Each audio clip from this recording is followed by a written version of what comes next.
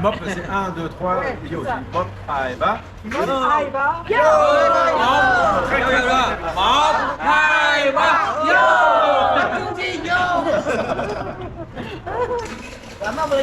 Voilà, c'est ça le Vietnam. Ta lên YouTube lên Facebook gì đó ta làm. Dạ mà ông này cho đỡ mời mình nữa. Come on. Anh nợ đủ anh lên mạng là biết. On accueille incomparable. Anh sẽ công số. Donc Alexandre, merci de nous accueillir dans ton Saigon. Avec C'est comme ça plaisir. qu'on peut dire. C'est comme ça qu'on peut dire. Explique-nous un petit peu, voilà, qui tu es. Présente-toi rapidement. Alors, je suis un photographe.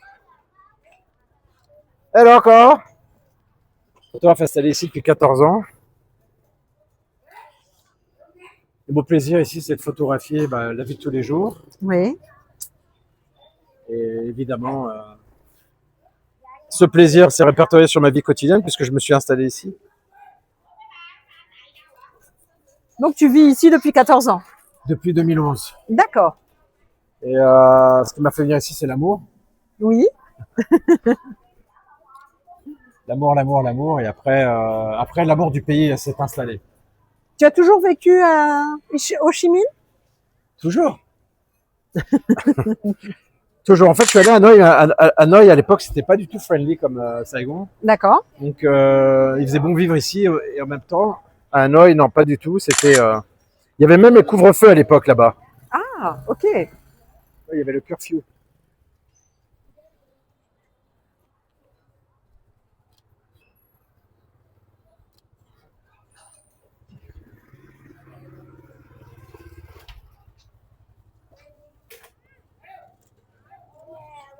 Ça, c'est super.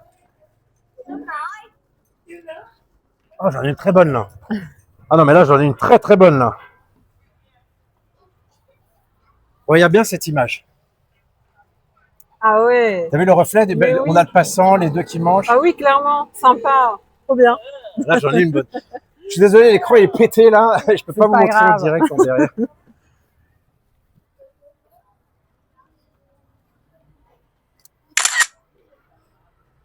Et donc, 11 ans, tu bossais déjà comme photographe quand tu étais en France? En France, je travaillais dans la nuit, Ouais. essentiellement. Boîte de nuit, je travaillais Barrio Latino, Régine, l'Étoile, Bouddha Bar. Je faisais des photos dans un endroit huppé à Paris. D'accord. Ok. Donc Et je ouais, rien à voir avec ici là. C'est Rien à voir, un du autre tout au univers. tout, quoi. Pas la même vie. Ouais. Un autre univers, mais ouais, j'avais envie de changer après. J'avais vraiment envie de changer. Et ça s'est passé comment entre le moment où bah, tu t'es dit que tu avais envie de changer et combien de temps il y a eu entre le moment où tu Bah, es arrivé ici finalement? En fait, je passais beaucoup de vacances en Thaïlande. Ouais. Et plus je partais, moins j'avais envie de revenir. Oui. Donc j'ai eu ce problème-là.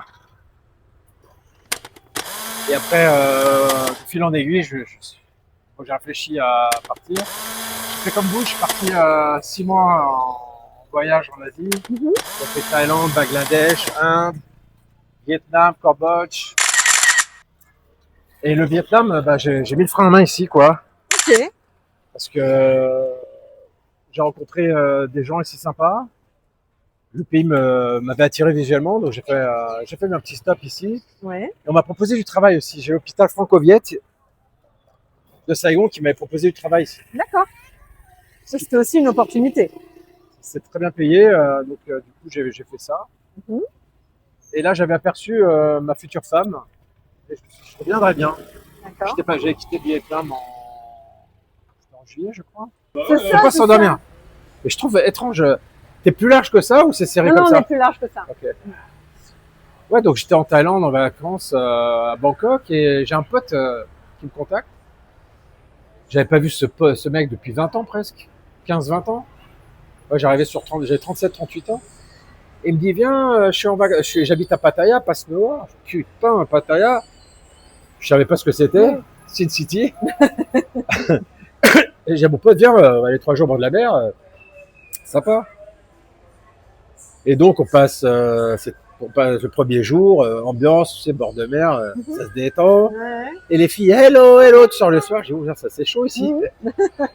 Et le lendemain, on sort et on se commence à se monter le crâne, on se dit, tiens, si on allait voir les gonzesses demain. Et du coup, je sors avec mon ami,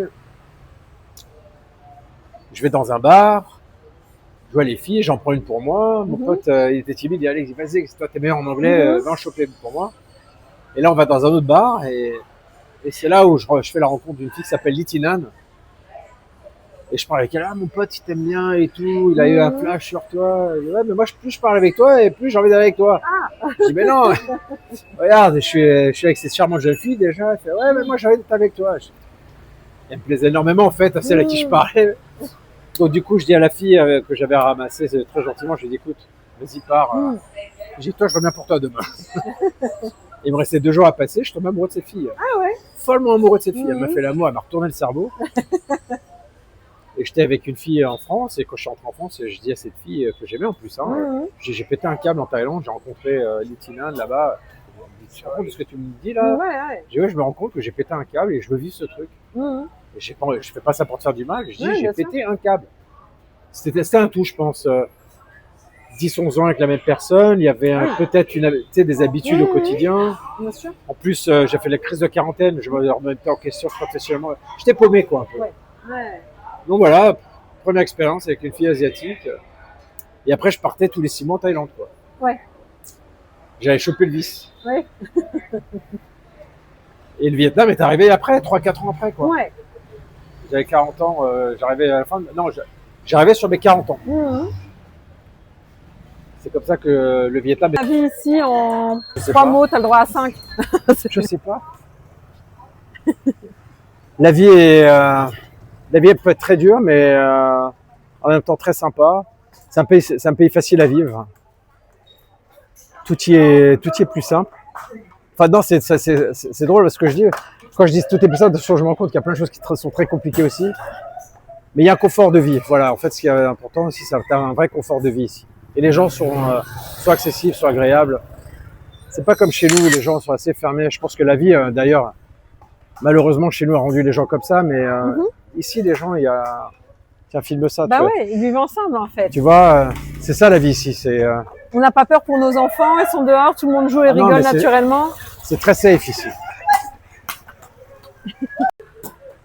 Non, la vie, elle est facile ici. Et du coup, tu disais que parfois, voilà, ça peut être difficile. Il y a beaucoup de gens qui nous regardent et qui se disent, bah voilà, qu'ils ont peur, qu'ils ne savent pas enfin voilà, ils ont envie de s'expatrier, mais bon, il y a toujours des craintes, des peurs, et c'est humain. Et toi, aujourd'hui, dans toutes ces années, est-ce qu'il t'est arrivé vraiment des grosses galères, des choses où tu dirais, waouh, là, vraiment, ça a été chaud?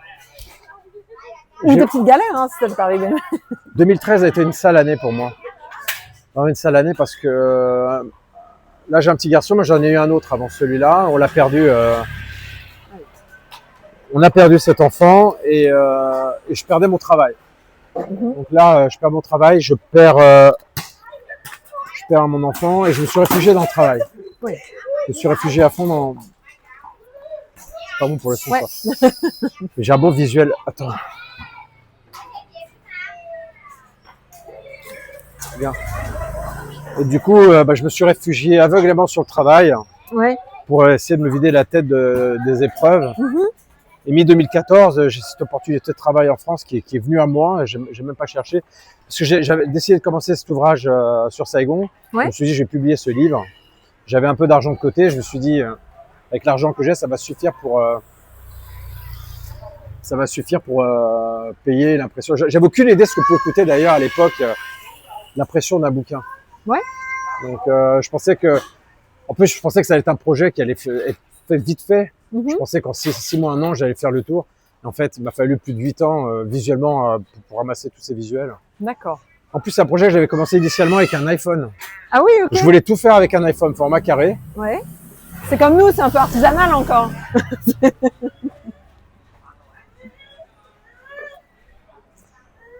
Voilà, super. Ciao.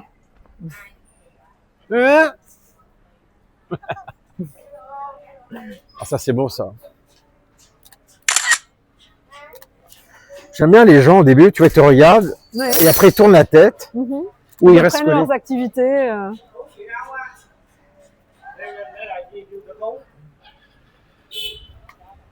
Ciao.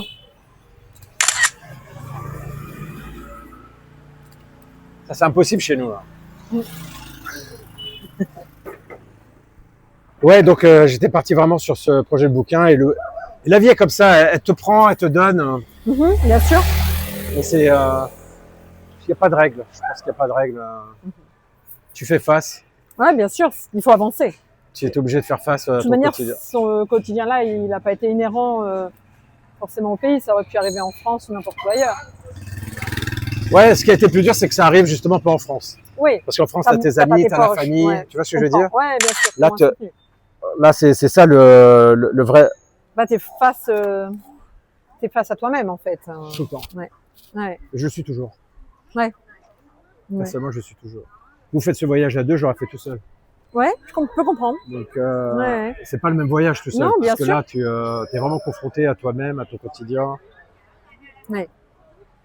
À tes questions, à tes doutes. Bien sûr. T'as personne avec qui en parler. Ben ouais, tu peux pas les exposer. Non, et...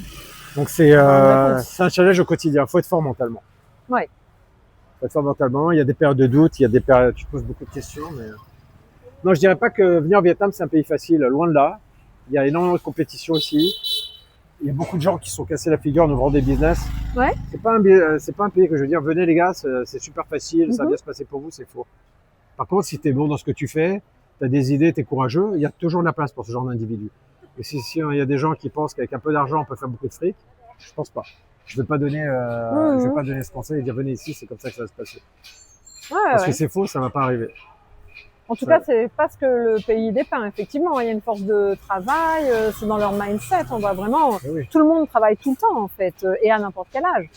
Donc, les gens sont bosseurs ici. Ah ouais, c'est clair. Même t'as les Donc, enfants qui travaillent ici. Il y a de la concurrence, hein. Il y a de la concurrence. Il y a de la concurrence. Ouais. Donc, si tu avais un conseil à donner à quelqu'un qui nous écoute et qui souhaiterait s'expatrier ici ou peut-être même ailleurs, faut avoir de l'argent pour venir ici. Oui. Ça dépend. Si tu as une revenu, qu'est-ce que je dis? Si tu as une rente mensuelle, passive, ouais, une retraite. Là, tu peux venir et tester. Tu viens, tu testes et tu vois comment ça se passe pour toi. Et en plus, il y a aussi ton contact avec les locaux. Moi, ça me convient très bien. Mais moi, l'approche que j'ai de ce pays, d'autres personnes n'ont pas du tout. Hein. Bien sûr. Donc, chacun doit tester en fait son vécu au travers de ce qu'il a vécu et venir ici et essayer de le mettre en place ici pour voir si ça fonctionne. Et si ça fonctionne pas, faire des efforts pour avancer. Ou t'as pas envie de faire des efforts et tu dis que ce pays n'est pas pour moi et tu en pars. Mais... Oui, de toute manière, on peut toujours partir ou rentrer. Ça, c'est... Oui, mais non, justement, là, il faut qu'on touche les expatriés qui ont un minimum d'argent pour... il y en a qui... Pour venir tester. Voilà, parce qu'il y en a qui vont partir avec le minimum, dire ça va aller, je vais m'installer. Et là, ils se cassent la figure. Après, bien sûr. Donc, Ok. Bah, je pense qu'on a fait le tour pour les questions. Peut-être on va partir un petit peu en shooting. Et puis voilà, on rediscutera tout à l'heure.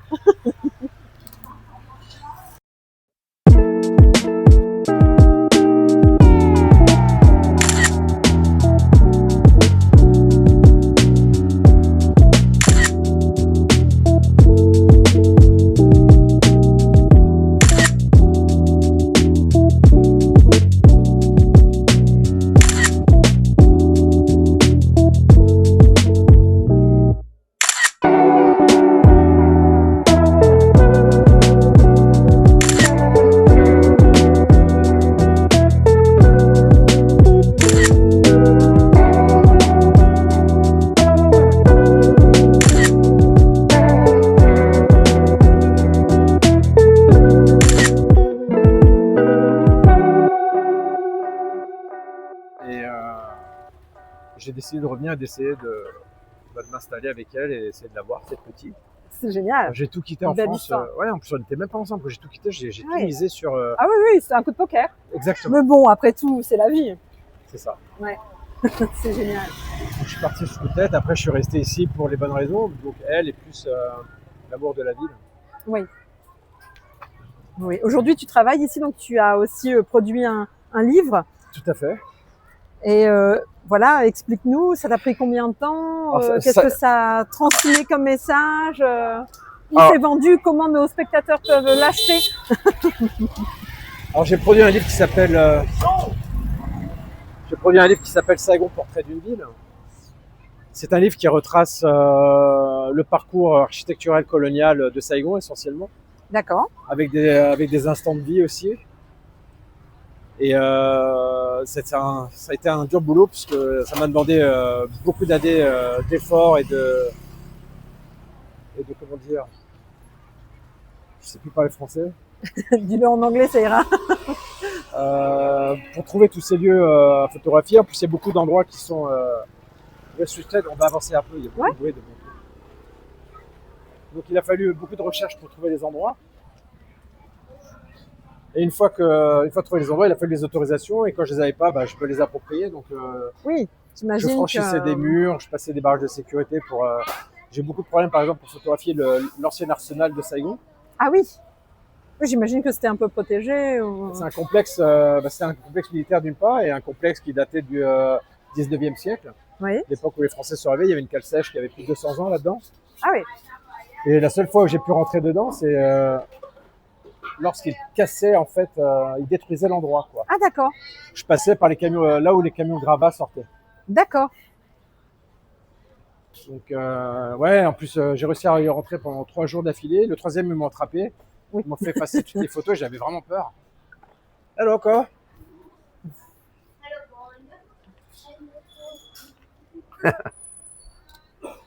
Bao tuổi? Bao nhiêu tuổi? Là 10 mấy. Ba, 6. 6. Oh, đẹp quá hả? Si. Encore. Chup chup. My name Alex. Fab. Nothing Fab. My friend Fab. Xin chào. Fab. I'm 52. No, 53. Namwiba.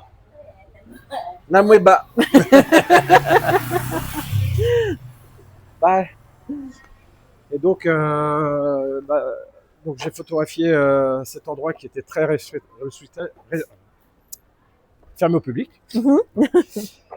Et après, bon, il y a d'autres endroits comme ça, l'ancien port de Saigon. Ça aussi, c'est un endroit, j'y suis rentré plusieurs fois. Oui. Et toujours par des Russes, quoi. Attends, j'ai un truc. Vas-y. Toujours par des Russes parce que pareil, c'est un endroit qui est fermé au public. Et il y a un truc incroyable dans cet endroit, c'est que tu as un ancien hangar donc, qui a été construit de la période des Français. Et cet hangar, il y a une peinture par-dessus où c'est écrit US Navy. Ah, ok. Tu ne vois nulle part au Vietnam des rémanents de cette non, période. c'est clair. Bah, mais ouais, là, ouais, sur ce clairement. hangar, tu as l'US Navy. En plus, j'ai fait une photo de je vous la partagerai. Mhm. J'ai fait une photo de ce hangar, c'était à la période où la rivière était en crue. Oui. Donc, ce qui fait que le sol du port, le hangar, il y a comme un reflet miroir, tu vois, de la maison sur le sol. Et c'était au moment du coucher de soleil. Donc, tu as une belle lumière jaune-orangée qui tombe dessus. D'accord. Je suis rentré dans un endroit où j'avais pas le droit de rentrer. J'ai réussi à rentrer à une heure où c'était inopiné, quoi. Et en plus, je savais pas qu'il y avait des crues, mais Oui. cette crue m'a donné des visuels parfaits, quoi. Ah oui. Super. Donc, ce qui Belle donne histoire de vie, quoi. Oh là, j'ai pris du ventre. J'ai bonne photo à faire derrière toi. Ah bah ouais, carrément. Hello, Anne. Đẹp trai, hein? Là, ce que j'aime, moi, tu vois, c'est t'as tout le background aussi. Oui. Ça, je vais changer la balance des blancs. Et ouais, c'est pas comme ça. Alors, on va faire comment? Je suis à quoi là? Non, je vais rester comme ça. Et demain, tu te vois où? Tu te vois rester ici? Tu te vois partir ailleurs?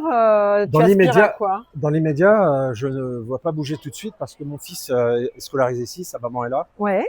Donc, non, j'ai pas prévu en tout cas, on dit souvent de rentrer en France, mais non, j'ai pas prévu. Quoique j'aime beaucoup mon pays, mais en ce moment, On n'a pas trop envie d'y être. Oui.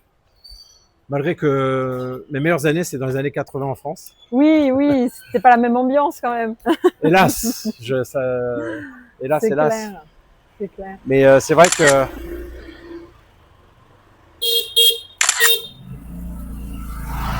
je ne sais pas ce que je compte faire en fait. Très sincèrement, je ne sais pas ce que je compte faire. Alors comme j'ai pas mon écran derrière, je vais faire un check comme ça, on verra bien. Est-ce que ça donne bien? Oh, j'ai de la chance en plus. Et qu'est-ce que tout ça t'a appris sur toi-même? Le fait de partir, finalement t'installer ici, créer ton activité? Alors j'ai toujours créé mon activité en France, j'ai toujours été déjà en marge de la société. Oui. Puisque je pouvais pas travailler pour quelqu'un, je suis quelqu'un de sauvage. Mhm. Je ne veux pas qu'on me dise fais ci, fais ça, c'est compliqué. Oh, elle est tombée. Donc ça, c'était pas quelque chose de nouveau. Par contre, partir à l'étranger, et là, il y avait un nouveau défi. Donc la langue, et bon, Ouais. s'installer, il y a plein de défis. Trouver un appartement, s'installer, la bureaucratie. Et j'ai été aidé par ma femme au début énormément. Oui, Donc, c'est j'avais pas l'avantage. J'avais pas besoin de faire tout ça. Mhm.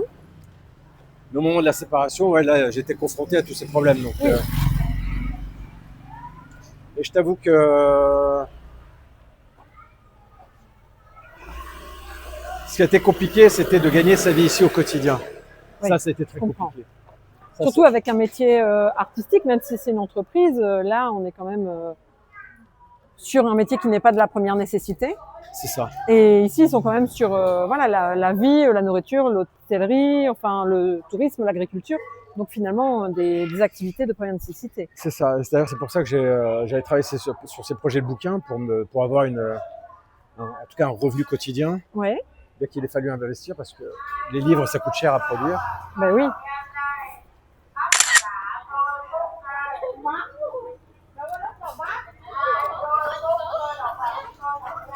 J'adore.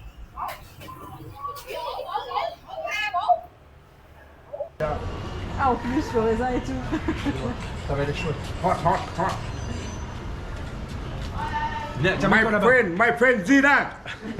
Zidane, Boubouane. Alex, Alex. Alex. My friend Ho Chi Minh. Saigon, Saigon. Saigon.